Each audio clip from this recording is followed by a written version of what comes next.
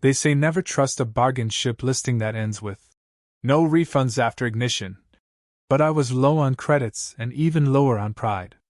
So when I saw damaged interstellar cruiser at 80% off with only minor interior irregularities, I clicked buy now before my brain could protest.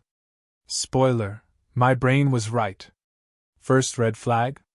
The ship was parked behind a galactic pawn hub next to a floating billboard that said, "Do you have space herpes?" I ignored it. Second red flag? The manual was in something called Ozarian Touch Script. I really should have stopped there. But when I stepped on board, the interior lights flickered like they were having an emotional breakdown, and the air smelled like burnt popcorn and desperation. The main console greeted me with a slow, sultry voice. "Welcome, Captain. Initiating deep entry protocol." My eyebrows rose, but I played it cool. Yeah? Entry. That's what I'm here for." Then the floor vibrated. Not in a normal way, more like the ship was purring. Or warning me. I tried to power it up, but the controls were locked behind something labeled Crew Sync. I didn't have a crew. I barely had pants on. That's when I noticed a panel with a button that read, "Release restraints." Naturally, I pushed it. A hiss echoed, and 3 pods slid open with a dramatic puff of steam that smelled faintly like cinnamon and regret. The first figure stepped out slowly, long legs, blue skin that shimmered like stars, and a voice like late-night radio. "You must be the new pilot," she said, eyes gleaming. "I only fly through full physical contact." I nodded too fast. "I've got hands. Many. 2, actually. Fully functional." She smirked. "We'll see." Before I could recover from the seductive trauma, Pod 2 slid open and out climbed someone, or something, with 4 strong arms, curves for days, and a toolbox strapped to her hip. She cracked her knuckles. "All of them. Engineers online. You got a lot of backed-up energy in this unit, Captain." I stammered. "It's just, I haven't flown in a while." She leaned in, winked, and said, "Don't worry, I do manual fixes." The third pod opened mid-sentence. A tail slinked out first, followed by a red-skinned woman who looked like trouble and grinned like she already knew my browser history. "I'm the navigator. I can get you anywhere you want, just need to map your inner trajectory." I couldn't even think of a response. My internal GPS was fried. Now I had 3 alien women, each hotter and more confusing than the last, and not a clue what the ship actually did. The console lit up again. "Captain, cruise synchronization required for full activation." I mumbled. What kind of freaky sci-fi bachelor party did I just sign up for? The blue one, the pilot, touched the panel and it glowed under her hand. "Our species bond with the ship and the captain simultaneously. Emotional connection. Physical harmony. Deep navigation." I blinked. "Define physical." She leaned close, lips inches from mine, and whispered, "You'll feel it in your core systems." The engineer chimed in. "You've got tension in your mainframe. Might need a double-handed coolant release." I almost choked on my tongue. "Is that standard maintenance?" She patted my shoulder. "Relax. I've handled bigger malfunctions." The navigator snaked her tail around my waist, gently pulling me closer. "Just say the word, Captain, and I'll plot us a course you'll never forget." Her eyes sparkled. "Might require a little thrust calibration first." I had no idea what I bought. Was it a ship? Was it a harem? Was it a live-action therapy session sponsored by some intergalactic dating app? The pilot gave me a look like she was scanning my soul, or undressing my dignity. "Are you prepared for entry?" she asked. I stuttered. "Entry as in, into hyperspace?" She smiled. "Among other things." The console beeped again. "Synchronization countdown initiated. Please select bonding sequence, manual, assisted, or surprise me." I slammed the button labeled assisted, without thinking. I'm not proud. But I'm also not stupid. Suddenly the ship's lights dimmed, music started playing, something slow and oddly rhythmic, and I felt a jolt through the seat. "Is that the engine?" I gasped. The engineer snorted. "That's foreplay, baby. We're just getting started." The pilot climbed into the co-captain's chair beside me. "Ready to take off, Captain?" she asked, wrapping one arm around my shoulders and another around my ego. The navigator whispered, "Just keep your hands on the stick and your mind in the stars." I obeyed. Because what else do you do when 3 alien women are flirting and your spaceship is apparently aroused? The screen lit up one more time. "Congratulations, Captain. You are now fully integrated," I whispered. "I don't even know what that means anymore." The engineer slapped the dashboard. "It means hold on tight, 'cause this ship doesn't fly gentle." As the engines roared to life and the floor vibrated under me in ways I'm still emotionally processing, I looked at my new crew and realized one thing. This ship may have been marked broken, but I was the one clearly out of order. I didn't expect a warm-up round to involve a blue-skinned alien practically straddling the control panel. She called herself Zephyrah, pilot of soul and ship, which sounded poetic until she sat on my lap and said, "Your command stick is stiff." I muttered, "It's been a while." She smiled. "That makes it more sensitive. Let's not make sudden movements." She ran her hand along the main lever and whispered, "This ship responds to intuitive pressure. You just have to ease it in, then thrust when I say." I tried not to whimper. She reached down and twisted a knob I didn't know existed. Suddenly, the ship growled. I didn't know a ship could growl. But she looked impressed. "Responsive. I like that. Now grip the throttle, firm, but not needy. Ships hate neediness." I gripped it like it owed me money. "Good," she cooed. "Now ease it forward. No jerking. Unless I tell you." My brain melted somewhere between throttle and jerking. The screen flashed. "Engine stimulated." Zephyrah leaned in closer, practically whispering into my brain. "Feel the energy flowing through you? That's cosmic synergy. Also, you're sitting on the backup ignition node. Don't move." The ship hummed like it was enjoying this more than me. We started lifting off the pad, slowly, shakily, as Zephyrah's voice guided me. "Now increase power, just a little. Make it grow." I didn't know if she meant the ship or my confidence. Either way, something definitely grew. She wrapped her arms around mine, guiding the controls. "That's it, now give me a little burst." "Yes. Right there. You've got such potential." The panel flashed. "First lift achieved." I mumbled, "This is the most validating moment of my life." She purred. "You're a natural at first contact." We cleared the landing zone with a dramatic shudder and entered low orbit. Zephyrah stretched, sighing like she just finished dessert. "You handled your first ride well. Most men crash halfway through. You glided." I nodded like I knew what that meant. She tapped a display. "Want to see your trajectory?" The screen showed a curved flight path labeled Captain's Performance Arc. She pointed at a bulge in the middle. "See? You peaked early but recovered. That's rare. And endearing."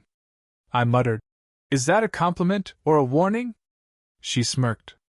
"Yes." The AI chimed in. "Pilot Captain Link at 67% stability. Recommended deeper connection." I said, "What does deeper mean in your language?" Zephyrah whispered, "Usually dinner first. But I'm flexible." She slid off me, stood, and adjusted a switch on her suit that made an indecent noise. "Calibration complete. My turn is over. You're now licensed to fly." I blinked. "That's it?" She leaned in. "Unless you want extra lessons. In private modules." Before I could decide whether to say yes or yes but slower, she winked and strutted out. I turned to the console. The control stick still felt warm. Then the AI added, "Next crew member will now initiate systems testing." I whispered, "Do I get a break? A juice box? Therapy?" Silence. Then, engineer approaching. I wasn't ready. Zephyra had already turned my brain to soup. But now the ship expected me to be a hands-on captain again, and I was running low on, well, everything. Pride, stamina, and emotional bandwidth. And then I heard heavy boots. And humming. Sultry, smug humming. I turned, and the four-armed engineer, Threxia, was grinning like she'd just been given permission to remodel me. I saw that shaky lift-off. You've got power but no finesse. Lucky for you, I work best with raw tools, I said. Pretty sure I'm all out of raw anything. She held up a wrench that looked suspiciously like a weapon. Good. I like fixing things that scream. I asked. Is this still flight training? She chuckled. Oh no. Now we get dirty. Threxia didn't believe in personal space. Or emotional preparation. Before I could ask what she needed from me, she was already crawling under the console, muttering about my twisted wiring and low-grade vibrations. I offered to help. She handed me a pipe covered in thick lube. Hold this straight. It tends to leak if you're nervous. I was nervous. She slid out, all four arms coated in grease and confidence. You've got a nasty blockage in your rear coolant line. If we don't drain it soon, it'll burst all over the primary intake. I said. Is that bad? She grinned. Depends how much you enjoy a mess. I stood frozen. She walked behind me, lifted a panel I didn't know existed, and whistled. You've been backed up for a while. You didn't even vent pressure after takeoff, did you? I admitted I wasn't aware I needed to. She leaned in. Darling, you've got systems inside you begging to release. She grabbed a tool with two handles. This'll feel tight at first, but I promise you'll thank me after. I didn't even ask. I just braced myself and prayed to every god in the engine room. The first twist sent a shock up my spine. She murmured, There it is, your auxiliary tension valve. Oversensitive. You should have warned me. I gasped. You didn't ask. She smiled. I never do. I like surprises. The ship made a soft groaning sound. She paused. Was that you or the drive coil? I had no idea anymore. Does it matter? She shrugged. Not unless one of you explodes. She grabbed something from her belt. It looked like a socket wrench mated with a power drill. This will loosen the tightest connections. I asked if it was safe. She winked. It's been tested on much tighter pilots than you. With one hand steadying the pipe, two adjusting the panel, and the fourth squeezing something that didn't need squeezing, she got to work.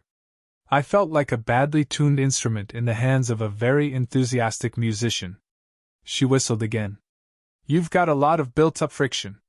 No wonder your thrusters jittered mid-air. You're a ticking time bomb of tension. I muttered. That's just anxiety. She said. Same difference. The console beeped. Internal pressure stabilizing. Efficiency improved by 14%. She looked proud. See? Hands-on work.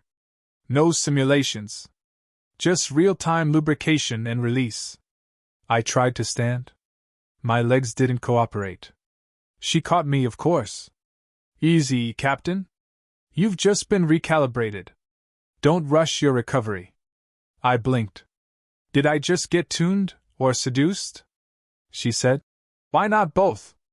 As I tried to regain dignity, she walked toward the main maintenance bay. Your drive's running smoother, but you've still got micro leaks in your attitude controls. We'll schedule a deep clean tonight. I recommend candlelight and jazz. I asked if that was a joke. She replied. No, I just like ambience. I noticed grease smudges across my chest and hands. She looked me over, nodded. Good. You look used now. Authentic. No one trusts a captain who looks untouched. The AI chirped in. Engineer Captain Sync complete. Structural integrity improved. Remaining compatibility 1. I exhaled. Do I get a nap before the next round? Silence. Then, navigator en route. Threxia called over her shoulder. Careful with her. She's creative. Also, she licks maps. I wasn't sure what that meant. But at that point, I stopped asking questions and just accepted that my ship, my crew, and possibly my entire life had become one long, oddly satisfying fever dream. As I leaned back in the chair and wiped a smear of oil off my forehead, I saw a flicker of movement, a tail curling around the doorway. I braced myself. I had survived flight and friction. Now it was time for navigation. Probably involving licking. I wasn't ready. But I was definitely curious. The tail moved first, slow, lazy, and clearly intentional. Then came her voice. Smooth, teasing, like she was always 2 words away from starting trouble. You've made quite the mess with my sisters. Guess it's my turn to clean up the navigation logs. She introduced herself as Sazra, the navigator. Her eyes scanned me like a chart she was dying to unfold. I've already mapped your vitals. Elevated pulse, fluctuating heat signatures, and an unusual amount of pressure in your, let's call it the lower cabin. I didn't bother denying anything. She was too pleased with herself to stop. She pulled up a holographic map of the sector. Only it wasn't a normal map. It was shaped oddly. I blinked. Is that a topographical layout of? She cut me off. My body. Every inch. We navigate through shared alignment. You trace, I guide. Simple. My voice cracked. Simple for who? Sazra slithered behind me and dropped the map control into my lap. Start from the top. But don't rush. One wrong touch and we could end up in someone's asteroid belt. I hesitated. She leaned in. Don't be shy, Captain. I'm very user-friendly. I reached out to adjust the coordinates. She inhaled sharply. Careful. That's a sensitive orbit. You're triggering my proximity thrusters. I froze. She grinned. Don't stop. With each adjustment, the map shifted. So did she. Her tail coiled around my leg. You're a natural pathfinder. Precise fingers. Intentional strokes. You'd be amazed how many pilots just poke randomly. I whispered. I'm not trying to poke anything. She purred. Not yet. She pulled up a star cluster. This is quadrant 7.7, a tight squeeze with a strong gravitational pull. I recommend easing in from the back route. I coughed. Are you talking about navigation? She blinked innocently. Of course. What else would I be referring to? I followed her lead. The ship responded instantly. Stars shifted, engines thrummed, and the map pulsed with every move I made. This route will take us into the drift, she said. But only if you're committed to deep space entry. I was already committed. Probably beyond rescue. The AI chimed in. Full crew synchronization at 98%. One final maneuver required for completion. Sazra turned toward me, eyes glowing. Want to finish this? I hesitated. What happens if I say no? She raised a brow. You'll be lost. Drifting. Unfulfilled. I pressed forward. The starfield lit up. She gasped softly. You've triggered a hyperlink. I muttered. It's mutual. She moved faster now, flicking between starpoints, syncing our positions. This is it. Lock in trajectory. Hard and fast. I gripped the console, her hand on mine. We both pushed. The ship jolted into hyperspace. Everything blurred. Lights, sound, even thought. Her tail squeezed tighter. You did it, Captain. You penetrated the rift. The AI voice returned. Full system integration complete. Emotional, physical, and navigational alignment achieved. Captain performance rating, above average. I blinked. Above average? Sazra laughed. That's high praise from a ship that rates orgasms in decimals. Zephyra and Threxia reappeared in the chamber. All three stood before me, pilot, engineer, navigator. All glowing. All too pleased. Zephyra placed her hand on my shoulder. You've flown us. Threxia smirked. You've fixed us. Sazra whispered, And you've found us. I exhaled. So what now? Is this where the ship turns into a marriage proposal? The AI said. Proposal protocol inactive. However, joint command rights are now yours. I asked. Meaning? Threxia responded. Meaning you're the captain, for real now. This ship obeys you. Not because it's programmed to, but because you've earned it. Zephyra leaned close. You gave it your all. In multiple systems. I smiled. I think I need a nap. Or a medal. Sazra whispered. We don't do medals. But we do post-mission bonding. My eyebrows raised. Is that a reward or a threat? Threxia cracked her knuckles. Yes. I finally leaned back, watching the stars stretch endlessly ahead. I thought I'd bought a broken ship. I thought I was scammed, stuck with rust and regret. But somehow, I ended up with 3 breathtaking aliens, a fully awakened vessel, and a seat that still smelled suspiciously like sweat and vanilla oil. Maybe the ship wasn't broken. Maybe I just needed fixing. Or maybe, just maybe, the universe has a weird sense of humor, and a thing for late bloomers.